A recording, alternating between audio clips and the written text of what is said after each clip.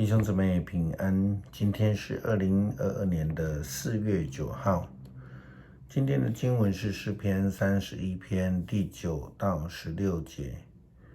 利未记23章第1到第8节，路加福音第22章第1到第8节。今天要跟大家分享的主题是与恶妥协。几年前在中国侵略开始并吞香港的时候，我们常常会说，对恶的沉默其实就是与恶同行。在这一次苏俄侵略乌克兰的战争当中，乌克兰的总统泽连斯基他控诉欧洲，包括德国、法国，还有几个国家，他们过去的亲俄政策，他们容忍苏俄欺负邻近的国家，都是与恶同行。换句话说，就是说这些与恶同行、妥协，这些都只是为了经济利益的诱惑。在苏俄是如此。全世界在过去20多年来，面对中国的容忍，甚至优惠的汇率、税率跟与恶妥协，因此造成了这两个国家跟邻近的国家以及国内所有人民呢，他们都是用集权的方式来管控，甚至呢发生大屠杀。对于人民，他们用以压迫的方式，对于受侵略者跟受侵扰的国家以及受苦的人民们，这些恶者之所以屹立不摇，都是因为西方经济大国的姑息，所以与恶协商的结果。开战以来，盛传苏俄派出精锐部队要暗杀乌克兰总统泽连斯基，但是屡屡的他们就被破获阻止。泽连斯基在现在的仍然带领着乌克兰全国呢抵抗强权，原因就是说他在周遭的人们都非常忠心的护卫着他。并且在情报的上面，泽连斯基也是非常成功的反制了苏俄的这个情报系统。反观耶稣基督在客西马尼园他被捕的时候呢，是因为有内贼。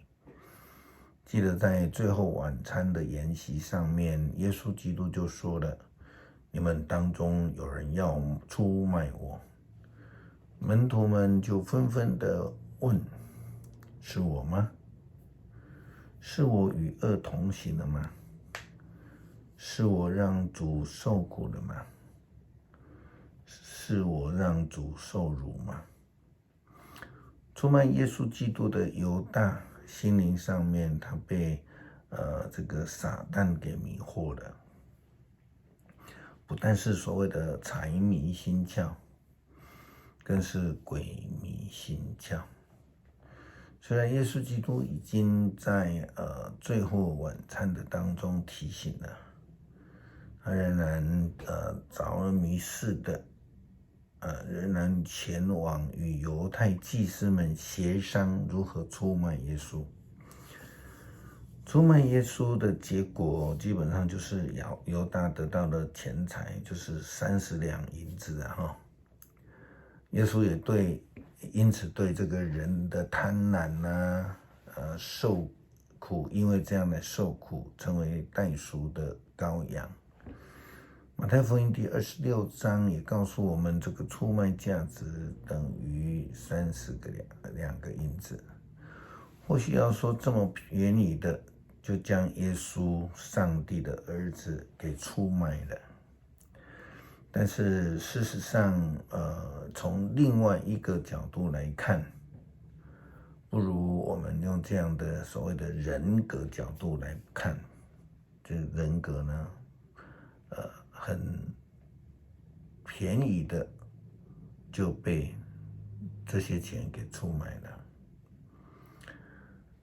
很多人就是说宁愿成为撒旦的同行者啊，这样的心里面呢，其实只有想着自己，为了自己的权利争取的人，他们就是撒旦最喜欢的对象，也最容易被收割收买。路加福音第15章浪子的比喻当中，这个大儿子呢，就是如此。在他的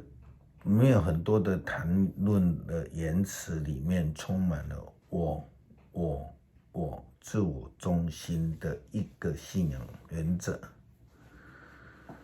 除了他说你那个儿子对他爸爸很不敬的时候所说的，他全然的思考就自己的益处，就无法了解那个圣经里面讲的，要体会父亲这个上帝的心意。有几个节庆，就是在复活节前的节庆，我们必须要去能够了解哈。安息日呢，是上帝透过摩西颁布给犹太人的十诫当中最重要的诫命之一。但是非常可惜的是，犹太人在诫命当中却只有想到自己忘了诫命的根据。所有的宗教都是为了人，都不是为了人自己而设立，而是为了上帝而设立的。若不是为了要让人们更诚心诚意的敬拜上帝，那就是领受呼召，成为世人的安息。另外一个节庆是逾越节，是纪念上帝的保守之恩，让我们相信并且依靠上帝的人得以能够越过这个灾难。因为羔羊的血的记号就成了得救的记号。新约以后，耶稣基督自己也成了代罪羔羊，因为他的宝血，所以可以带给人们的安息的生命。除酵节呢，是为了纪念埃及的以色列人，当说他们逃难来不及发酵，因而设立了除酵节，为了要使以色列人通过这样的节庆纪念上帝的拯救之恩。当然也有提到除酵的这个比喻，这表示平常他们所吃的面粉和这个面食类应该都有发酵过的，因为他们所吃的饮食习惯加上酵母，也因为这样子，耶稣就会使用这个天国好像酵母这样子的一个比喻来说。他又说不要像法利赛人的酵，这样的比喻在犹太人的族群里面其实是很容易听得懂的，因为从他们的日常生活来提出比喻。安息日是上帝的日子，上帝在创造安息日之后，要让人们得到安息，但也要领受呼召，使人得生命。我们基督徒应当要成为安息日的使人得安息的同工。领受这样呼召的人才配得安息。我们千万不要如同好的撒玛利亚人比喻当中的祭司跟利未人一样，好像只有他们维持自己的洁净，别人的生活都可以不用管了。这就是对一个与恶交谈妥协的人所做的一些事情，因为领受使人得安息的呼召与切命的人是会看重上帝的呼召。诗篇第31篇第9到16节，上主啊，我在患难中求你怜悯我，我的眼睛因哭泣红肿，身心也都衰残，愁苦耗尽了我的生命，忧伤缩短了我的岁月，患难使我衰弱，我的骨头也都枯槁了。